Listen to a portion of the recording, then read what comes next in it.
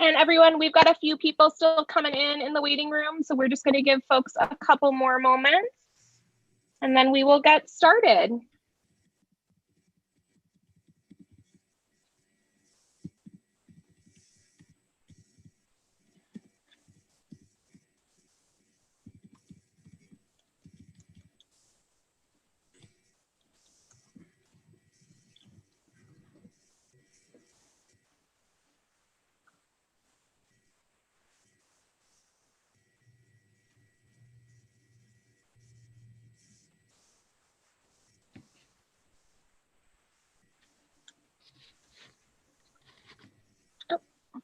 All right. Hi, reporter. Thank you so much for joining us. All right. Well, Travis, do you want to get us kicked off since we have our special guest here?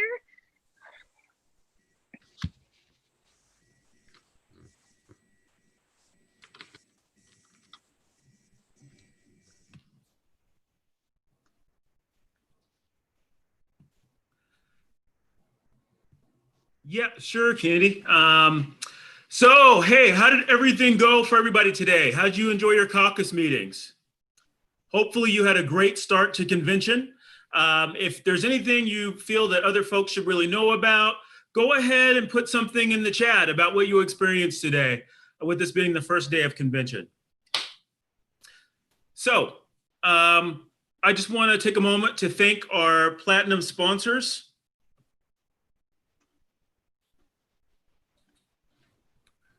Who make everything that we do possible. Those sponsors include U.S. Senator Ron Wyden, IBEW Local 48, IUPAT District Council 5, Cow Creek Band of Umpqua Tribe of Indians, Pacific Northwest Regional Council of Carpenters, UFCW Local 555, Oregon Federation of Nurses and Healthcare Professionals, Morel Inc., International Association of Machinists, King Estate Winery, and NGP Van. So I just want to take a moment for all of you who are new to the DPO to tell you a little bit about caucuses. The DPO has a variety of caucuses, many of which mirror the caucuses and councils that the DNC has. If you have never gotten involved with a caucus, please take a moment to check out the DPO webpage and get involved with the caucus if that interests you at all. Our caucuses do a lot of really great work in the community.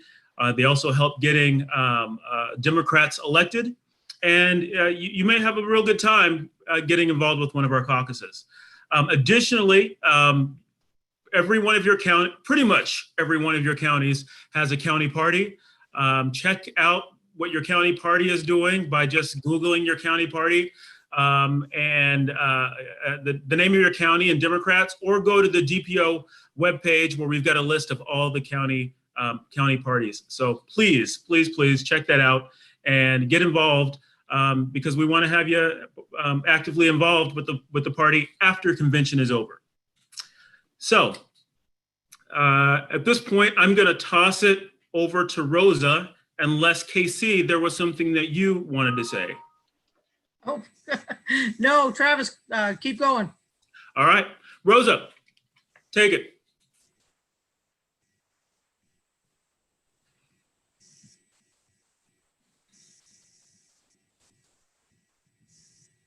Okay, I'm unmuted.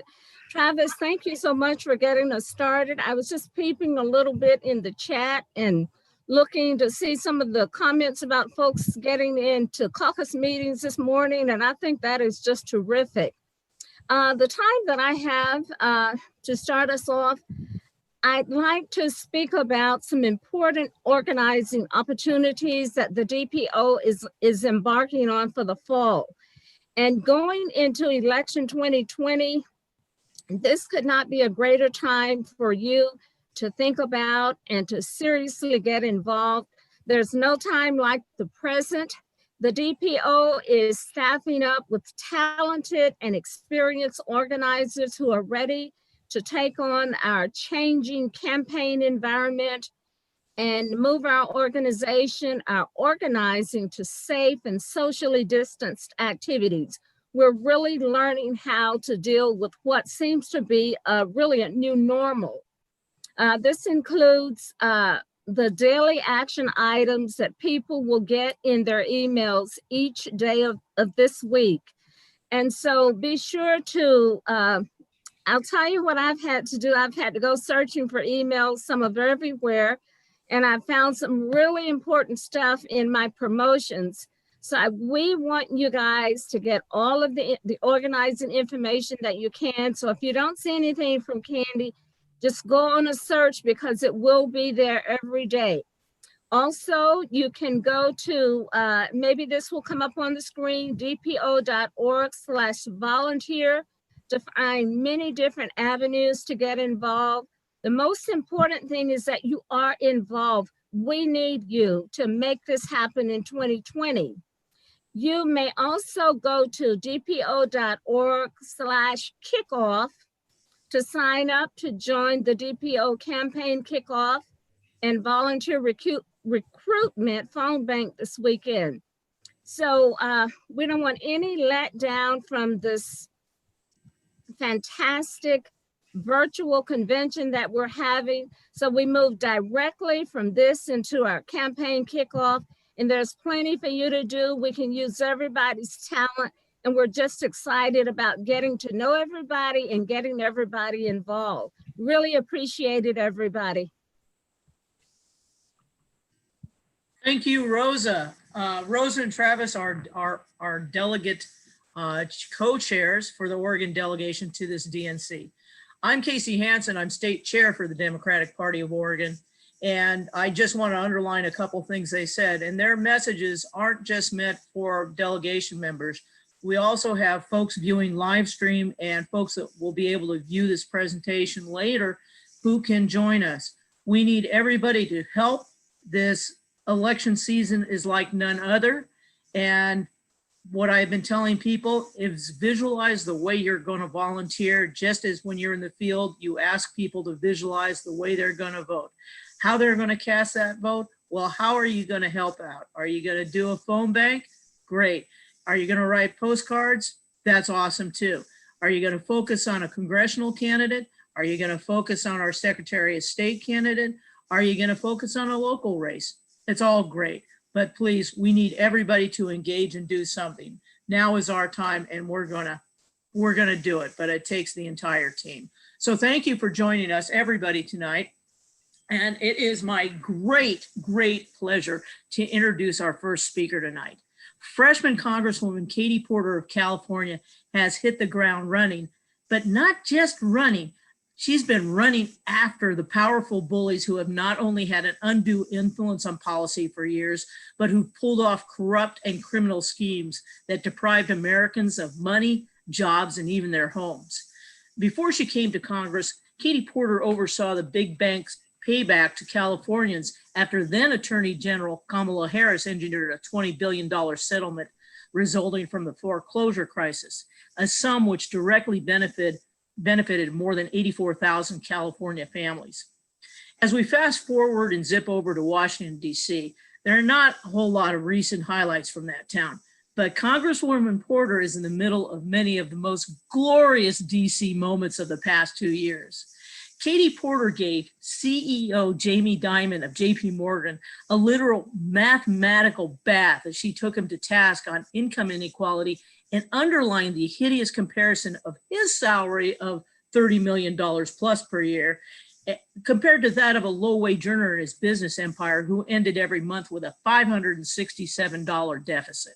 She shamed Wells Fargo CEO Charles Schrader for that bank's failure to repay over $6 million in a phony gap insurance scheme which built consumers nationwide. And she actually had to explain basic real estate terminology to Housing Secretary Ben Carson as she grilled him on foreclosure policy and rates. In each and every case, these powerful men were left stumbling and mumbling as Katie took them to school. In other words, in Katie Porter's words, if you're full of bullshit, she's coming for you.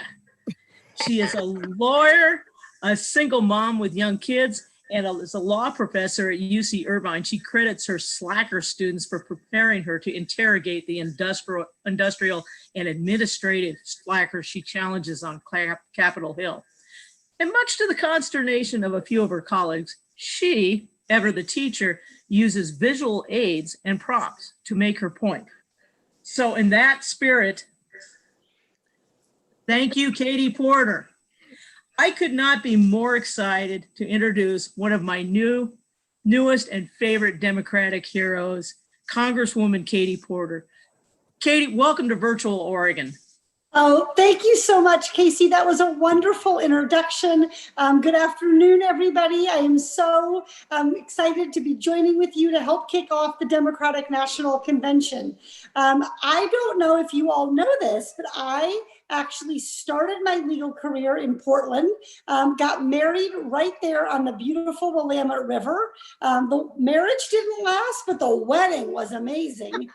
And I even managed to run the Hood to Coast Relay. I was younger then. So I have a lot of fondness for Oregon, a lot of familiarity with the amazing people. And of course, our thoughts have been on a daily basis with the people of Portland as we've watched them stand up to police brutality and stand up and fight for democracy and for justice. So I wish we could be gathering in person, of course, but I'm so excited that we get the chance to be together as Democrats and to celebrate the Democratic ticket of Joe Biden and Kamala Harris. Kamala's nomination is obviously historic. It's also very, very exciting for me personally because I have seen up close what a fierce fighter she is for families. So when I was a law professor at the University of California, Irvine, I had just moved here and Senator Harris, then Attorney General Harris, negotiated a settlement with the nation's 5 largest banks who had cheated homeowners. And she appointed me to serve as monitor to help make sure those 5 banks did what they promised. And she was really insightful to understand that it's easy for big corporations, all too often, in Washington and out of Washington, to promise one thing and then actually do another. So I was really honored to get to fight on behalf of the people of California, helping homeowners keep their homes when possible and making sure the banks follow the letter of that settlement that she had negotiated and signed as Attorney General. The coronavirus pandemic, President Trump's failure to prepare and respond, it has all made so clear what we already knew, that this country needs strong, honest, and compassionate leadership in the White House. And Joe Biden is that leader. It's critical that we come together as Democrats, independents, and even some Republicans to defeat Donald Trump. When I won my race in Orange County, California, in the heart of Orange County, in 2018, I became the first Democrat to represent this area in 70 years. And I did that as a strong progressive, running on things like Medicare for all, standing up to the gun violence, standing up to the gun lobby and fighting for gun violence prevention, being willing to not take corporate PAC money and making clear that I was going to champion real campaign finance reform. But I did that as a strong progressive who was willing to talk to any voter, Democrat, independent, Republican, no matter age, race, political affiliation. I wanted to earn your vote. And that's the kind of energy and that's the kind of activism that we need to be bringing to this upcoming election. We need to create that big coalition. When I think about who am I asking these questions for? When I ask tough questions in hearings, people ask me, do I get scared? Am I nervous? Sometimes I am, but I know that I have that coalition of the American people who want honest, hardworking representatives. And that's what we're going to work to elect up and down this ticket in 2020. So thank you so much for letting me join in with part of your wonderful Oregon party. And let's do everything that we can for these last 78 days to make sure that Joe Biden and Kamala Harris are our next president and vice president, that we win the Senate, that we expand the majority in the House, that we elect pro-democracy folks to Secretary of State's offices. We put in folks who will put working families first in our state legislatures, and that we recognize that local government, cities and counties are critical partners. We need to win up and down this ballot, and I'm honored to be celebrating with you the last 78 days of that fight. Thank you so much.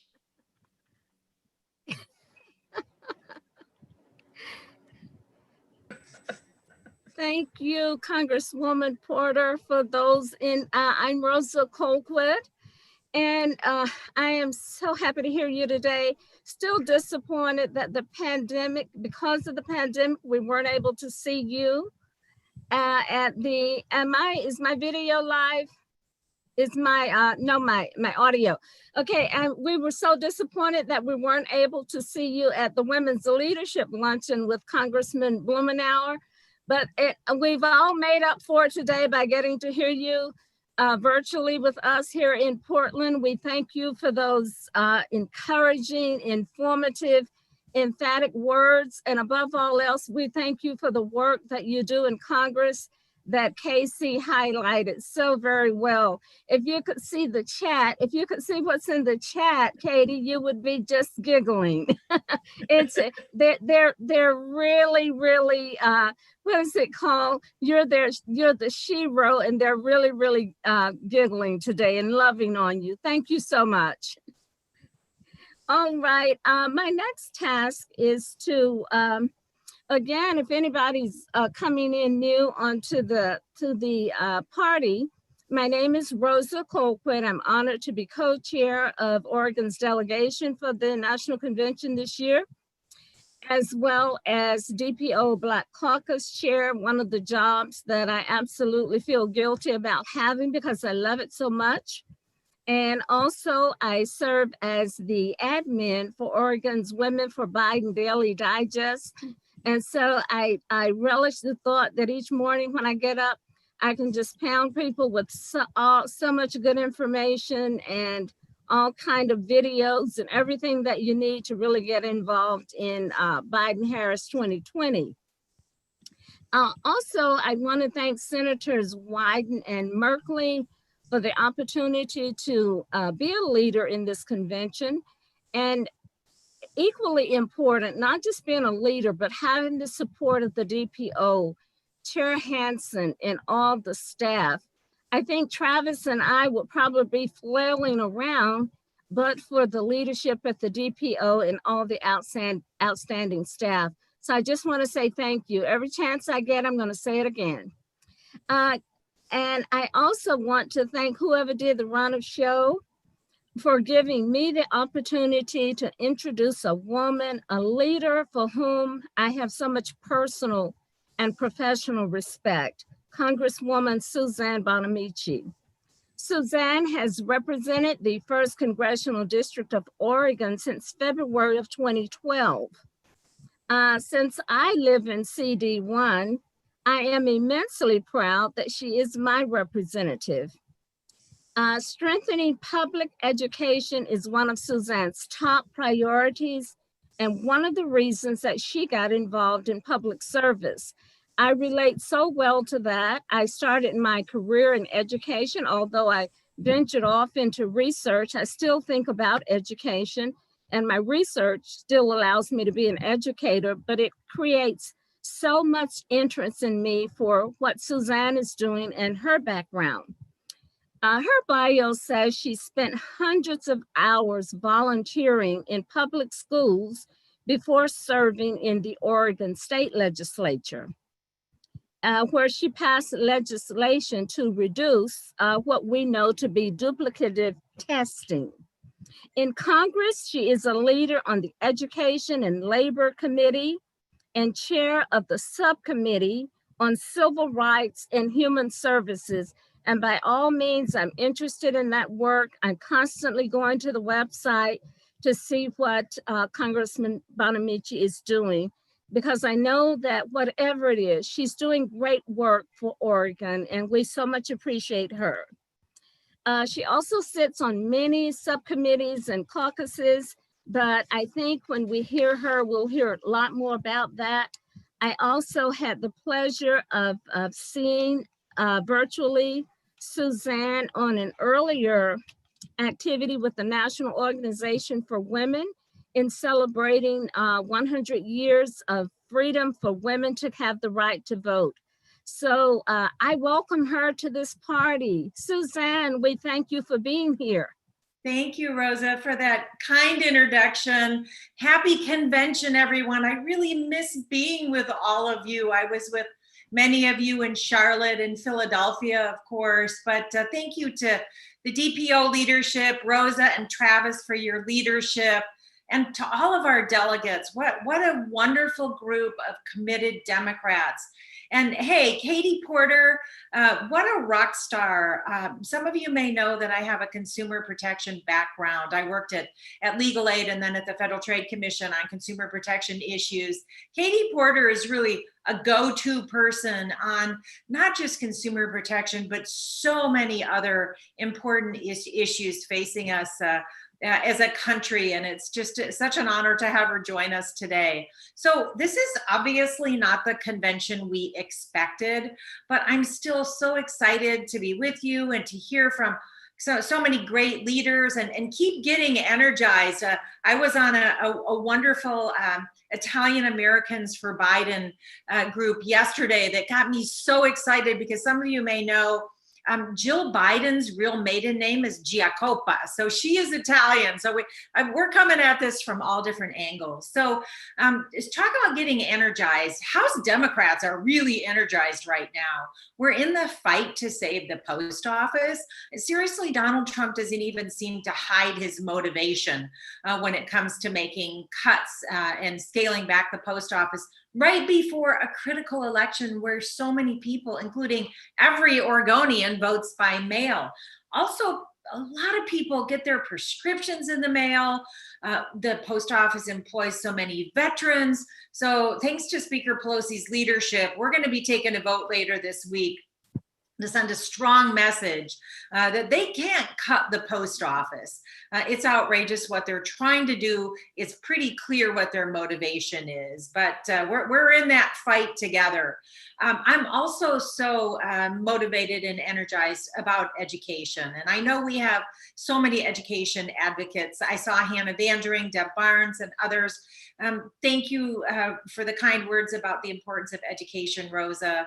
It's something I'm so committed to. And right now, we need to make sure that when our schools open, they open safely. And I know Trump is out there threatening to hold back funding, which he can't do, saying kids are immune, they're not, and saying that the CDC guidelines are sort of optional, they're not. So we need to make sure that when our schools open, it's based on science, not science fiction. So we're in that fight as well. And another issue where we are looking at science is, Rosa mentioned I'm on the education committee. I'm also on the select committee on the climate crisis, as well as the science committee. And we just released our bold climate action plan that I'm very excited about. And we've been doing a rollout here. It is a plan that we put a lot of work in, and it's based on science. It's going to create millions of jobs and transition us to a clean energy economy. So also speaking of energized, I am so excited about Kamala Harris and as a vice president to Joe Biden. I was already excited because we had the opportunity to bring someone who is compassionate and caring and experienced. And now we have Kamala, who's a natural leader, Senator Harris, vice president to be. She is so principled. I know she's going to be great. We've all seen her in action. And I'm thinking about how important it is to have women in elected office, especially women of color. And when women are around the table, we get better policy. We still have a lot of work to do in Congress because we're only about 25%, but the gains we made in the last Congress are really making a difference. Women are truly leading the way, and I'm so thrilled to see the Biden-Harris ticket. Just can't wait till November 3rd. So what's at stake? A lot. We know the 4 years in the past have been so very challenging, incredibly challenging. especially the first 2 years when we had Republicans in the majority in the House and the Senate and the White House. Every day seemed like an eternity. And then when Katie Porter and others put the House Democrats in the majority, it started getting better, but it's been really, really challenging. The Trump administration has been a failure with the pandemic, absolutely a failure.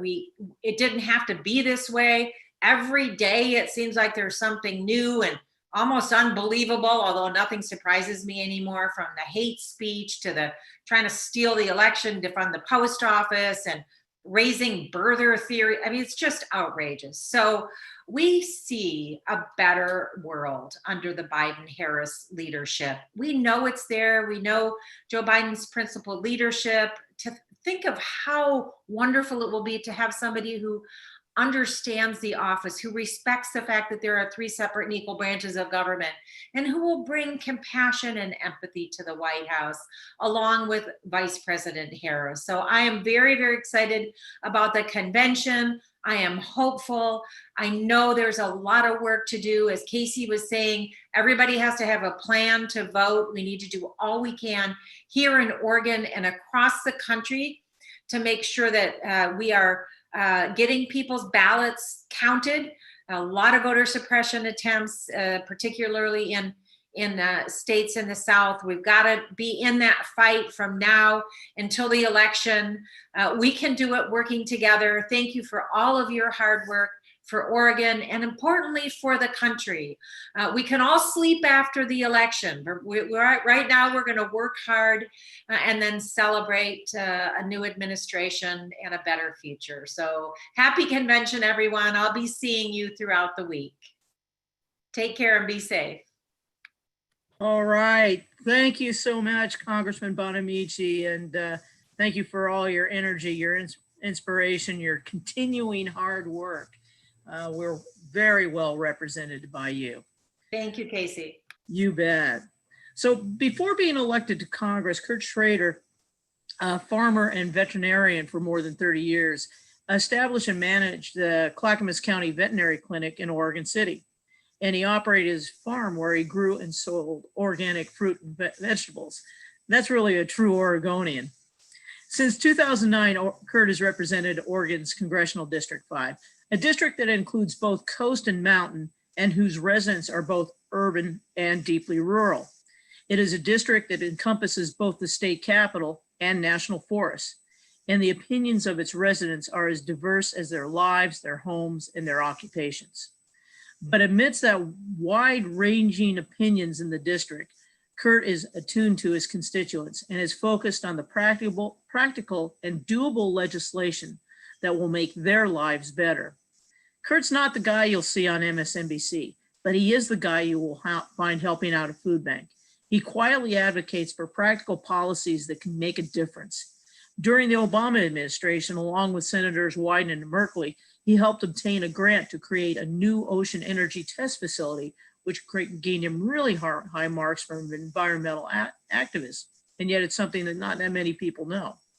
He's a staunch supporter of women's reproductive justice, consistently earning 100% scores from NARAL and Planned Parenthood, and the associated lousy scores from the folks over at Right to Life, which is just fun. He is a fierce advocate for children's health care, as well as a huge advocate for our seniors. In fact, in 2019, he co-sponsored legislation that better enabled our seniors to remain in their homes, a particularly poignant piece of legislation in these times. His practical and sometimes bipartisan approach to governing has earned him both nasty messages on Facebook and the respect of his colleagues in legislative success. Amidst it all, Kurt keeps his nose to the grindstone in his effort to find the best solutions for the challenges that Oregonians face in these new COVID times. Congressman Schrader, thank you for joining us.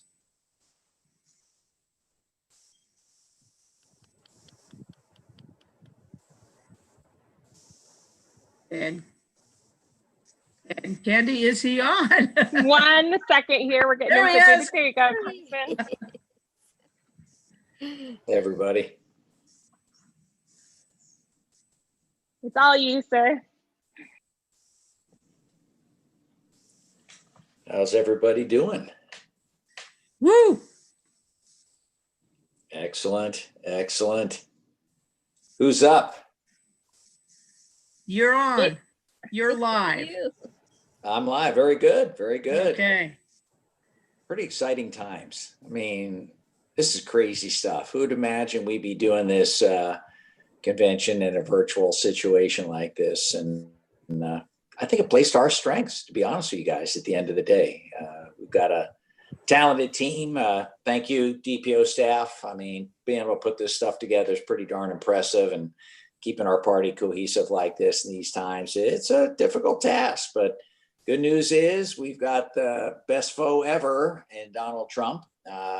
And some of the stuff that Republicans have done or tried to do, frankly, over the last year and a half, it's been pretty impressive that we have the majority. I mean, it's made a huge, huge difference. I remember 10 years ago when we were in the majority, it was a wonderful thing. We could actually set the agenda, save America from a great recession, just like Democrats, in my opinion, are leading the way on the COVID response right now. We actually developed the Affordable Care Act at that point in time. Pretty radical back in the time. Might be a little old news for some, I guess, at this point, but it is the precursor to making it just unassailable that affordable health care should be a right for everybody out there. And we started the discussion, if I may say so, on climate change in a bigger way, where we talked about making sure that we were energy independent. We actually went to renewable resources. Oregon has been a huge leader in that area. But none of that would have been possible if Democrats didn't have that discussion.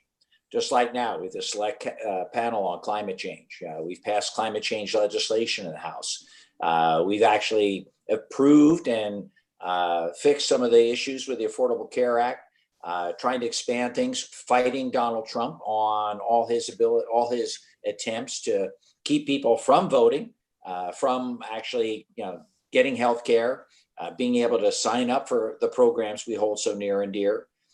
We passed a huge election reform bill at the very beginning of this Congress. And it was pretty comprehensive, dealing with Citizens United issues that we've had for a long time, the suppression of voters' ability to cast their ballots, what we see in so many states, the exact opposite of what we have here in Oregon. But it is unfortunately alive and well in a lot of the states around the country. And there's a tremendous amount at stake at this point in time. I find it kind of exciting, scary, exciting, to be honest with you guys, but I think we have a great opportunity to turn things around. It will depend on what happens in November. The next 2.5 months are just, well, I don't need to tell you, just absolutely critical. The party, thanks to the DPO and others around this country, are moving beyond just the canvassing and traditional phone banks to the digital world. And I think that's a lot of cachet. Folks under 40, that's all they know. They don't read the newspaper. They don't get their news necessarily from cable TV. They actually get it from the social media networks that they check in with and the folks they think they trust. So it's critical that we reach out to them in these areas. I think right now, the voter tripling campaign, I think, is a pretty cool idea. I like the postcard writing stuff. That's old school. I love that. That's my way to go. But the text banks, that's going to be really, really cool. The special pressure mail, the whole digital campaign. I know in our own little campaign, we're going to be doing a lot of digital work, trying to set the stage going forward here. There's so much at stake. This dismantling of the post office is the most recent egregious act. There are many, but the most recent egregious act. Removing mailboxes, yeah, you can make a business argument for that. But in the, right before an election, with a guy who keeps talking about trying to dismantle the post office, who is not a fan of vote by mail, which is by all accounts the most cyber-proof, most safe, reliable way to get your ballot to the in to be counted, especially for seniors. It's a no-brainer. I find it ironic, since Republicans in the military have been vote by mail long before it became popular amongst Democrats, and states like Oregon and Washington and California adopted as the way to go. So there's a lot at stake. We're going to be going in on Saturday and lay the hammer down on Trump and all his associates for trying to dismantle that post office service that we've relied on since this country's beginning. Exciting times. I'm counting on everybody here to really get out the vote. Make sure every single Democrat votes. That's the key here. We won the popular vote in the last election against this son of a gun. I want to win it again. I want to win it by a larger margin. I want to make sure that we get that vote out in such a way that it could be uncontested. No one can make the case there was fraud or anything like this election. We've got to make sure that every single voter gets out there, though, that the votes are overwhelming, even in our state. We've got some tough down ballot races too. I want to make sure the Secretary of State's reelected and other legislative seats are reelected. Make sure Peter DeFazio, who's got a tough race against a reality TV guy at this point in time. God bless him for what he did, but he knows nothing about politics, nothing about that district. We need to make sure Congressman DeFazio gets reelected. So there's a lot at stake, and you guys are the way to communicate with voters. They trust you. The Neighbor to Neighbor program you guys have been working on for years has set the stage for how it's supposed to be done. People have already had some intimacy with what you guys are doing and believe in the message that you carry. You're better messengers, frankly, than us. So I'm very excited. I'm looking forward to Biden's campaign. I think we elected the right guy, nominated the right guy to represent this party. Kamala Harris is going to be a great vice presidential candidate, solidify, I hope, our Democratic Party. It's time to put differences aside. We have one singular mission, and that's to beat Donald Trump at the end of the day. Joe's ready for it. I'm looking forward to the debates, actually. Let's make it happen. Let's make it happen. So I'm just very excited for everybody being on the call here. Looking forward to the convention. Going to watch a lot of TV late at night. I'm back on the East Coast already, getting ready to do my post office thing and getting ready to watch all you guys participate. So keep up the great work. Very exciting times. Thank you, Congressman Schrader, for those encouraging, emphatic, informative words. I think we were already excited, but with hearing you, we're ready to get to work. And yes, make every ballot count every vote. We are so appreciative of the work that you do for Oregon in Congress. So keep it up. And we're just excited that you were here today. We're charged up and ready to go. Thank you. It looks like it, sounds like it. Thank you for letting me come on. You bet, you bet. I also now want to thank Candy and the DPO planners and organizers and implementers again for giving me the opportunity to introduce someone for whom my respect. I use the word without boundaries. Those are the words that I use when it comes to the person that I get an opportunity to introduce. Suzanne is my representative. She is my official representative, but Earl Blumenauer is my quote unquote, my representative. He's Oregon's representative, and he's on the job each and every day for Oregon. And I really appreciate that. Earl Blumenauer is a proven leader who fights for progressive values. But before I tell you about the other 101 superlatives that I want to mention today, I wanted to ask if there was any way to unmute some of us or part of us so that we could wish him a belated happy birthday. His birthday was yesterday. Is that possible, Candy, or anybody that's controlling the show?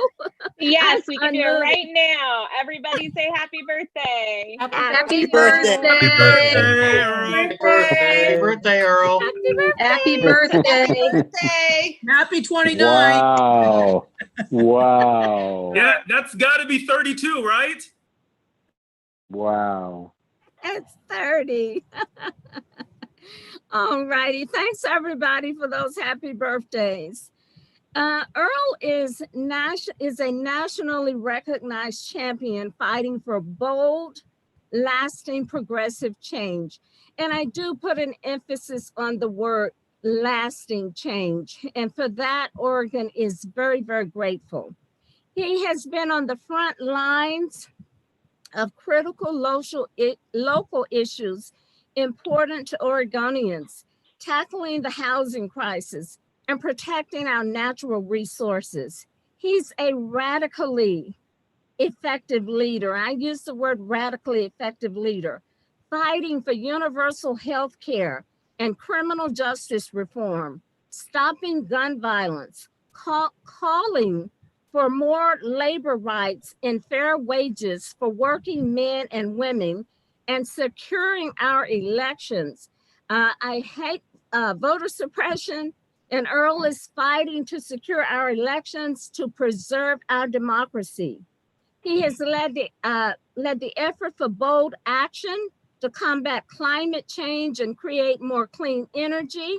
He co-wrote the Green New Deal, which set the agenda for America to radically reduce carbon emissions and jumpstart the green economy.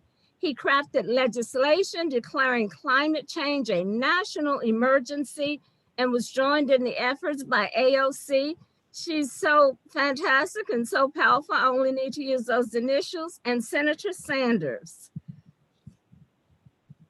And a fierce advocate for democratic values and progressive action. Earl, this is the part I like the most. Earl has become one of Donald Trump's most fearless critics and was one of the first in the House to call for impeachment proceedings. I can go on and on and on, but I am so happy to introduce my representative, Earl Blumenauer. How you doing there? Oh, great, Rosa, and especially after that very kind introduction. I was talking earlier before the call began with Tanya, reminiscing about where we were 4 years ago in Philadelphia, and we missed the camaraderie.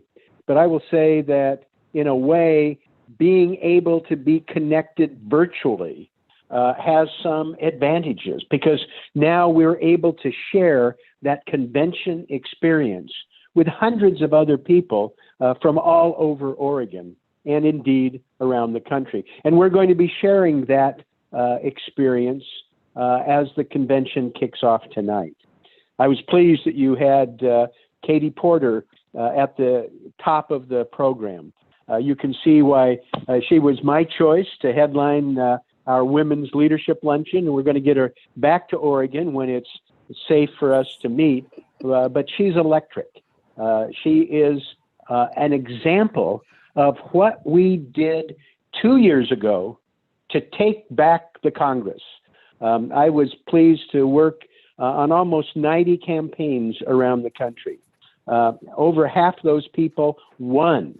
Most of them were women or people of color or younger candidates.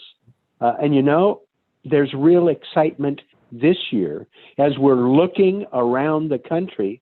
We're going to keep going just where we left off. It's not just the House. We're going to strengthen our hold in the House with new all-stars as well, and we'll be introducing you to some of them in the weeks ahead. The excitement that's taking place with the Senate campaigns. If we were to have the election today, it looks like we would regain control of the United States Senate because of the energy with the Democratic grassroots and the mismanagement and recklessness of the Trump administration. We've seen it up close and personal when he sent his federal stormtroopers into Oregon to make things actually worse. And that kind of backfired on him. But there are other things that are backfiring on him. And one of them deals with the post office. All of my colleagues are committed to protecting and enhancing the role of the post office. I was pleased that one of the very first bills that we passed in this new Congress included provisions I had written dealing with Oregon's vote by mail and nationalizing it. And we're continuing that fight. You know, it's interesting. I think Donald Trump has benefited with some of his crazy recklessness because they aren't really as immediate for most Americans. They matter for Oregonians because we take personally his assault on immigrants, his assault on the environment, his efforts to undermine healthcare. But sadly, many of these issues are a little bit removed from many Americans who need to get riled up for this election. But this time, by assaulting the post office, which was written into the American Constitution, which was the institution that tied our new country together, which is the most popular federal service. I think he has really stepped into a hornet's nest because the post office touches every American family 6 times a week. And they understand his recklessness. They understand that the post office employs more veterans than anybody in America. And it's critical to be able to vote safely in the midst of the pandemic. But the post office is also a lifeline for rural and small town America. It is how many seniors and veterans get their medicine through the mail. And we're not going to let him get away from it. He's already starting to back away a little bit from this brazen, reckless assault on this cherished institution. Well, I'm convinced that together we're going to be able to have an historic election. This is going to be the most important Congress in American history that is going to be elected in 79 days, 78 days, whatever it is. It's coming fast. The most important Congress in our history. We all have a role to play up and down the ballot on legislative races, ballot measures, school board. We're seeing exciting new candidates like Eddie Morales, Gresham Mayer. I've been honored to work with a number of them locally, but also what's happening nationally. We all have a role to play being part of this energy. And I'm pleased that Kurt mentioned our friend and colleague, Peter DeFazio. Sometimes people take Peter for granted because he makes it look easy in a very difficult congressional race. I'm pleased that so many of you joined me in our fundraiser for Peter a couple of weeks ago. We were able to raise him $100,000 to get the point across people can't take Peter for granted, and we won't. I appreciate the opportunity to join with you in our virtual effort. I am pleased that people are taking this to heart and doing their role. I hope some of you saw my election action guide that we published that is comprehensive.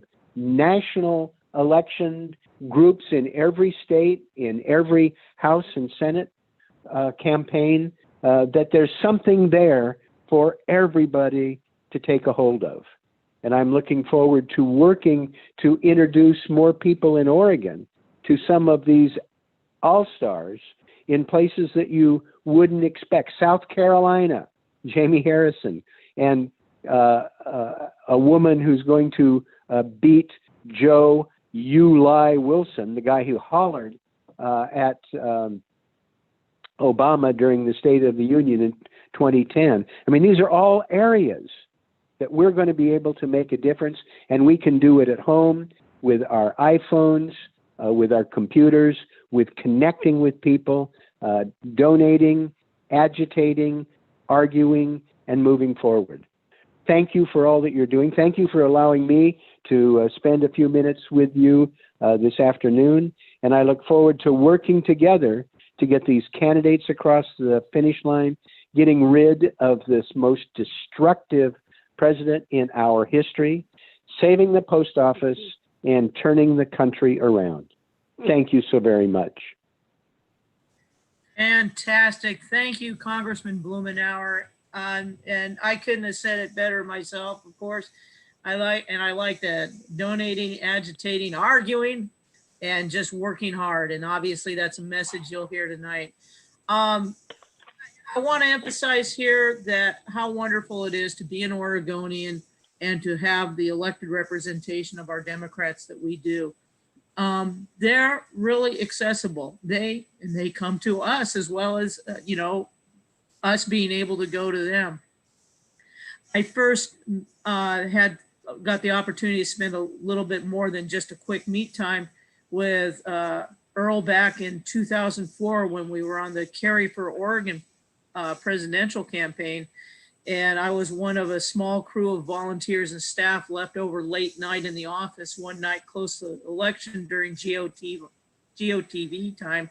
And who comes in the door but Earl Blumenauer, the 6-pack of beer for all of us, which, yes, was enough. There was a small crew, but it was so nice to, have that recognition. That was great.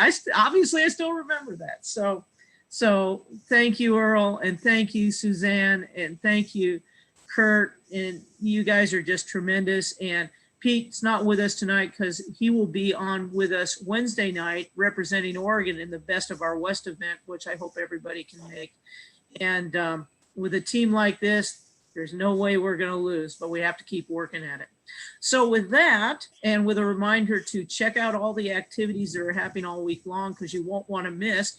And if you do, many are recorded, so you can still catch them. I know I have some events to catch up on today, but take full advantage of this virtual convention, and both for our delegation members and Democrats across the state. I'm so thrilled you could join us tonight, and I'm now going to pass it back to our delegation co-chair, Travis Nelson, to close us out for the evening and give us some information on tonight. Travis, go ahead. Right. Thank you, Casey. Can all of you give Casey, our representatives, and Rosa a big virtual or not so virtual round of applause, please?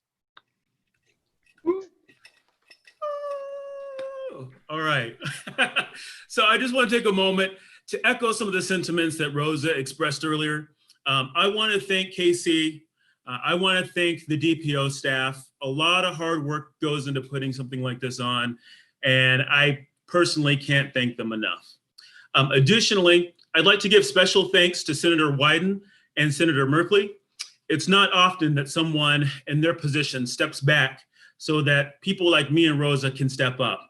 So I want to give them a very special thank you. I was a kid that grew up on government cheese and free lunch. I went to Head Start and community college, and never in my wildest dreams could I have imagined that someday I'd be co-chairing the Oregon delegation to the 2020 Democratic National Convention. So thank you once again. And a big thank you to all of you delegates. Whether you were Biden or Bernie, I'm glad that you're here representing your values, ready to do the work that it takes to get Trump out of the White House come November. So after a great day of caucus meetings and council meetings, we finally get to the lineup of our evening convention program. And we're encouraging all of you to tune in. Tonight's programming will feature Senator Bernie Sanders, Senator Catherine Cortez Masto, Governor Andrew Cuomo, Governor Gretchen Whitmer, Representative Jim Clyburn, Convention Chairman Representative Benny Thompson, Representative Gwen Moore, former Governor John Kasich. I'd say just hold it. Senator Doug Jones, Senator Amy Klobuchar, and former First Lady Michelle Obama. So we are encouraging all of you to go to dpo.org/watch to check out the programming. And the programming starts at 6. So it's been an awesome day. Can't wait for the primetime lineup. Hopefully you guys will enjoy it. I'll see you tomorrow. Thank you so much, Travis. And Tim's going to end our live stream now. And I just have a couple of housekeeping notes for our delegation members about your